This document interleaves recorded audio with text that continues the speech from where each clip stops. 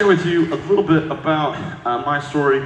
As John mentioned, originally born in Australia, our dad was a concert promoter back there, and on one particular tour that he brought from America back to Australia, the tour didn't go very well, and we actually lost everything that we had. We lost our house, we lost the car, we lost our life savings, and my dad was looking for a fresh start for his career and for the family, and so he actually got a job offer from Nashville, Tennessee, and so he thought it would be a good idea to move his 6 kids and his wife, who was 6 months pregnant at the time, to the other side of the world, and that's what we did. But soon after we arrived in America, my dad actually lost his job.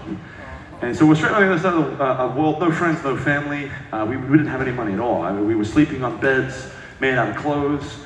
We didn't have any way for our little sister to be born in a hospital. We weren't always quite sure where the next meal was going to come from. We didn't have a car.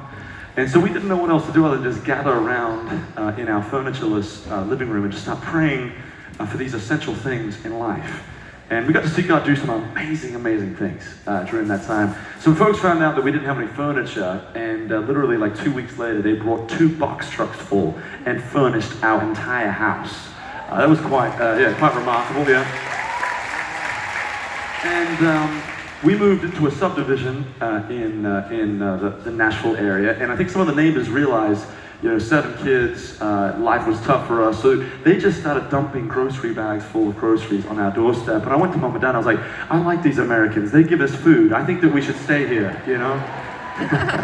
And then our little sister, she did end up being born into a hospital, but one of the things I've realized that hospitals specialize in as an adult is they're very good at sending bills, they're very good. And we just kept getting these bills, and we couldn't afford to pay the bill, and so they just kept on coming, And eventually a bill came and it just said, paid in full. And we still to this day don't know who paid for our little sister to be born in a hospital. Yeah, pretty cool. Yeah, definitely. And when we moved over to America, it was at a similar time as this. It was in the fall, and Thanksgiving was coming up. And you Americans make a big old deal out of Thanksgiving, let me tell you. And I love it. I think Thanksgiving is amazing. But coming from Australia, we don't have Thanksgiving. We were unfamiliar with the holiday. And let's be real, I mean, you got the pilgrims, we got the convicts, so the foundations of our country is quite different. Thank you, England. But we had a family come to us and say, hey, we'd love to have you come for Thanksgiving. We want to show you the ropes, and we'd love to celebrate Thanksgiving with you. So we went over to this family's house, and we just had a wonderful, wonderful Thanksgiving. And at the end of the night, the father of the household came to us. He said, hey, I don't know why, but I just feel compelled to give you the keys to my brand new car. So we quickly fell in love with Thanksgiving after that. I mean, that was a game changer. And when you go through something like that as a family, when you go through something like that as a person, a young boy, it affects you. When you pray for something, you see it answered. When you have a need, you see it filled. It impacts you, it changes you. What I realized was this as a young boy: the moment that we stop giving to our friends, giving to our neighbors, giving to our families, and the moment that we stop giving to the poor, our souls go dark. And some of you might be wondering, well, what does this have to do with anything? Well, we've been a part of an organization called Compassion International for a number of years.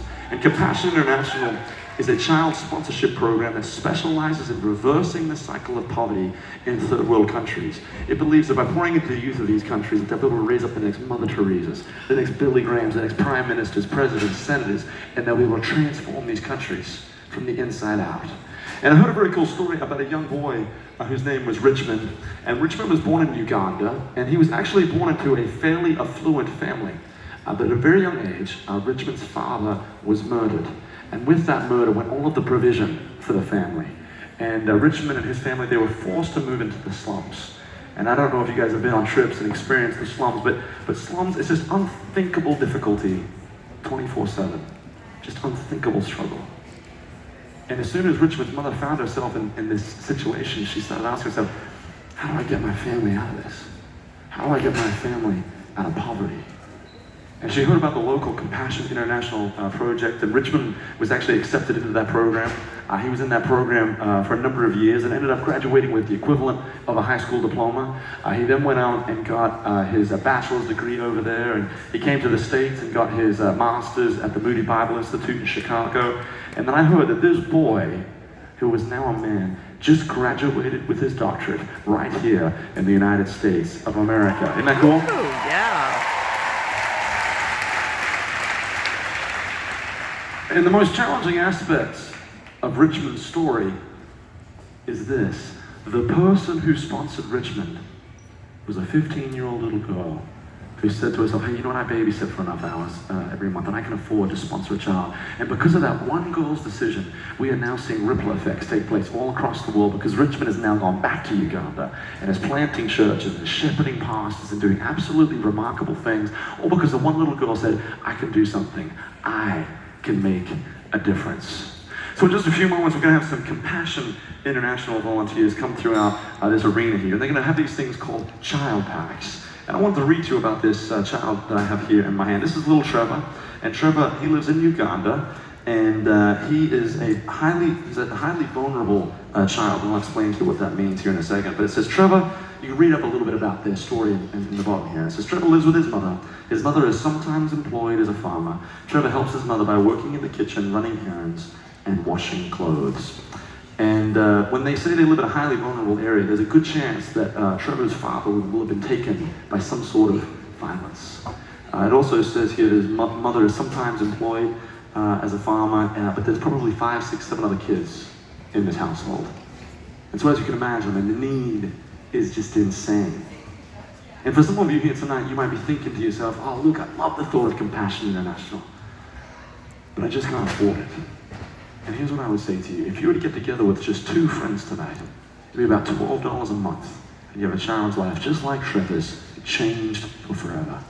Maybe tonight you came with a youth group or a small group or some sort of group. Sponsor a child as a group and take up a fund once a month. And you have a child's life just like Trevor's, changed for forever.